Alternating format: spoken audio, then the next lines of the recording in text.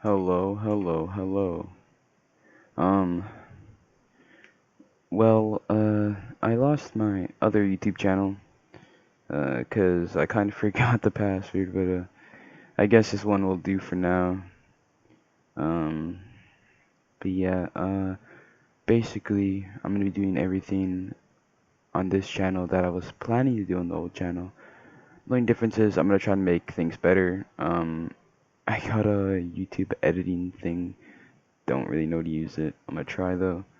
But yeah, if you want to see clips of Rakuzan or just tutorials on how to play the game, subscribe, or don't. But yeah, just stay tuned if you want to learn about the game. Thank you.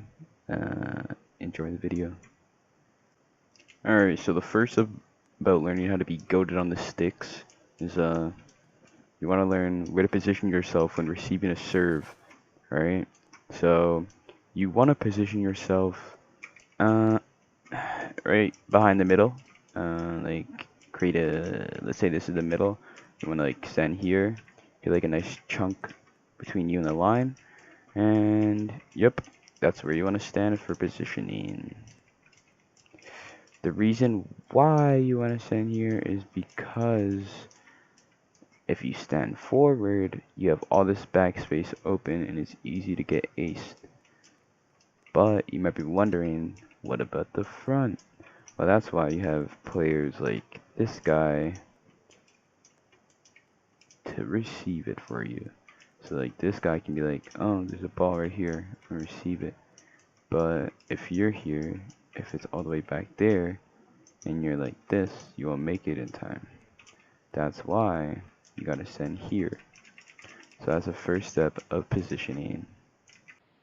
Alright, so the second part to receiving is to where to know when to sprint and receiving line shots. So I create an imaginary line on the court like this. I'd say about here.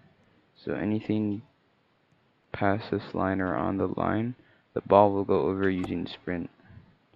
So make sure if you're past this line to receive without sprint so it can go to the setter. Alright, but if you're behind the line, receive with sprint so it can go to the setter and you can get a point. So yeah, the next part is receiving line shots. So line shots are not that complicated to do when it comes to receiving. But yeah, what you gotta get this flick motion down.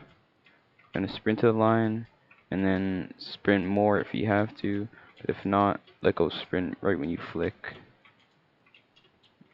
Hold if you have to, let go if you have to. So if you're not letting go, it will look like this. If you're letting go, it will look like this. Another tip, if you can't really get the motion down, and let's say the ball keeps going like, or like that, or whatever, what you want to do is you just want to hold one key. That's probably happening because you're like using like D or something like to do that. I mean, it works sometimes, but sometimes if you keep on holding D, you would just like do something like that. You want to hold one key. The key I hold is W. That's it, just W. That was kind of dumb. Of course, you're gonna have to use W. Alright, but anyways, that's that, and that's the second part. Alright, so this third part to becoming a pro receiver like Nishinoya is spike receiving. So he might get spiked on a lot, but not to worry because your Lord Savior, Slickser, is here. But yeah, when receiving, you want to stand behind this line. Don't worry, it won't spike behind you if you jump receive. That's just based off reaction time. That might be hard to get used to at first because reaction time is something you need to build. Can't unless you already have it from previous games. Like if you play games like Counter-Strike or Rainbow, you probably have really good reaction time. So just wanna jump receive because if you jump receive, they can't get past you unless they tip. But if they tip, tips are usually slow, so you can just go there and then dive behind you and receive it. But yeah, that's the first tip. Also, you don't want to jump for no reason. Only jump when you know the ball is going behind you, because if they spike down, then the ball will go below your feet and they'll get the point. But yeah, another tip for receiving is stand where you see gaps in the block. So let's say someone's blocking like right here, and you're playing on this side. There's a gap right there, right here. He's right here. The gap is right there. Just find gaps in the block and cover them. That's your job as a receiver. Libs should know this already, but if you don't and you're new to this game and you want to be a lib, this is a great video for you. Just pay attention to what's going on, and you'll most likely receive everything, unless it's not on your side. That's your teammate's problem. But yeah, that's the third step on how to receive. Yeah. Alrighty, on to the last and final step on learning how to receive. And this final step is block receive. So if your teammates are bad and get blocked a lot, this would be very useful. So let's say your teammate wants to be all cool, you know, spike it down, but somebody comes out of nowhere and just blocks him. Where do you want to go? Where do you want to stand? So you should make like kind of like imaginary line in the middle of here, and you want to stand like along this imaginary line when receiving. Block receive when your back row is way harder than when your front row, but here's what you gotta do anyways. So unless your teammate likes to flick a lot, I'll probably do a video on how to flick later, but let's say he flicks a lot, then you can't really predict where the ball's going, but if he does, and you just like wherever he looks he goes.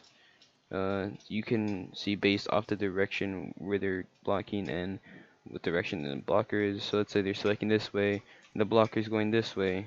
The ball is gonna ricochet off this way, so you want to stand right here. It might be hard at first, but if you can pay attention to where the ball is and everyone else in the court, it won't be as hard. But yeah, that's the positioning part if you're back row. But if you're front row, it's way more easier. So you can just bands block the ball, or what bands block is what I usually call it. But yeah, it's just a jump block. You can jump receive and block it. But yeah, what you want to do is when your teammate spikes, the exact time he spikes, you just want to let go. It will go off the blocker and into your hands, and you can restart the play, you know, get a point. But yeah, that is the final part on how to receive in Volleyball Academy. That is the end of our video. Hopefully you guys found this video useful. If you have any suggestions on what I should do next or things I missed, please leave it in the comments. But yeah, have a nice day. Slicks are out.